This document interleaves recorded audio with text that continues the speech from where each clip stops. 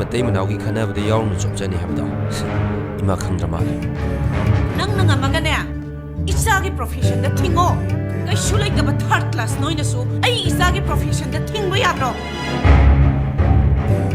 ma third class ainani nachanu pi first class lawris Higi matay manawgi khanabada yawn chopjani habda ima khangra male hausi yam kan phawgali ba heroin tha do adu oina koi gara lo gara re ka dro ka natro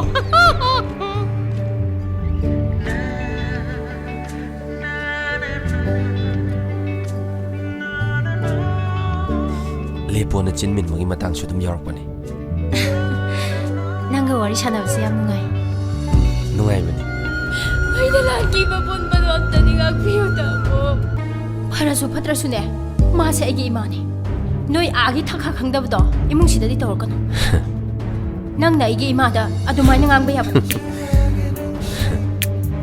thakha khangbi nangdi nawana puroi ba aibu nangi khongpak tu na neshal laga thamgi khanbam yawri ne chatnabi oira male ai shune mama moina ichabu mangdana bani khallagi nang na aigi ichanu pi bu leina ge khallati nya yum chide yawongi laga lega da bani ichanu pi na film shooting chatba thaba ingkhang chatba khuding nang na thindok chin tawga da bani si yadraga na noyani divorce to da bani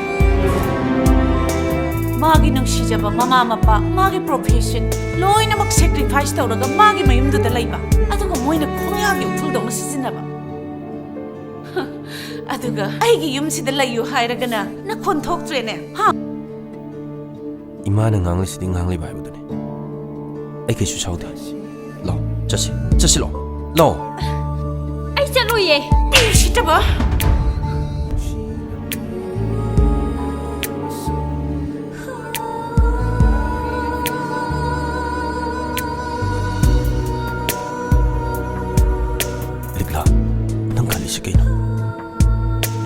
Roy bapilip to kayo hayo. Ay ke pambase. Nang amadi noi ki mungi mina tunghan bang maroy. Ay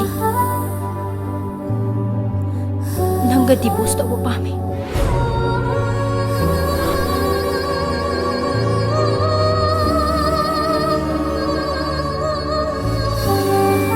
Ay si nang ginapon to suya mo hayo mo ta. Nang natabi da ba. Nang isu mo tamlakan ni. Mo tamda ay nang sing ngam da na oy kain le li basa.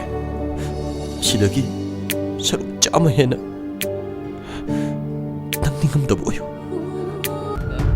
Ay itaga kay na hindi ka no. Ay lale. Ay mamda nilang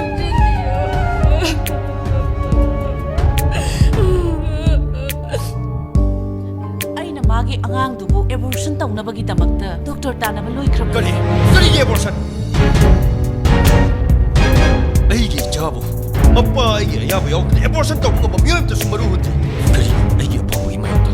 ichabu abortion taw tu lam dar mado nupa wa ran lemam ta thar layo da kai dongte ba ha likla na pregnant oiraga film kumba yagatro noigi amot ba ido adu pam da baine aina abortion tawdoisi Pregnancy bo imana oiriro natraga nasanu pina oiriro.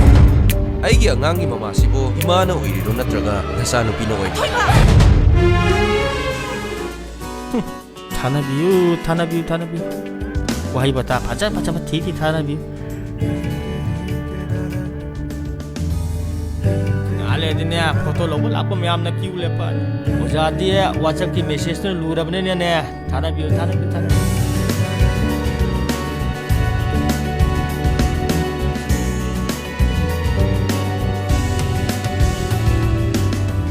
photo je hing pi doi ni Skaino. Urau tharau kain toy do. Tamna ingna dum ngang ya do. sia inga tapna ka junga ningi ni ne si yar ba yengwa ba ne mai wali wa te sigi maningda le ba color nung machu map jab te yunguda Yare kaino. Sam phazar si. phajani nang ore ne ore lo ka ne machu wali color wali thara ba nang control namaga delete tawga mi khang adu ita ai khoi maningi laishamgi ipu do phamjena le ri ahando koi do mat so shirani yaro yam nungai tri pu do ado 마기 리쇼라 포토 섬도 떠오죠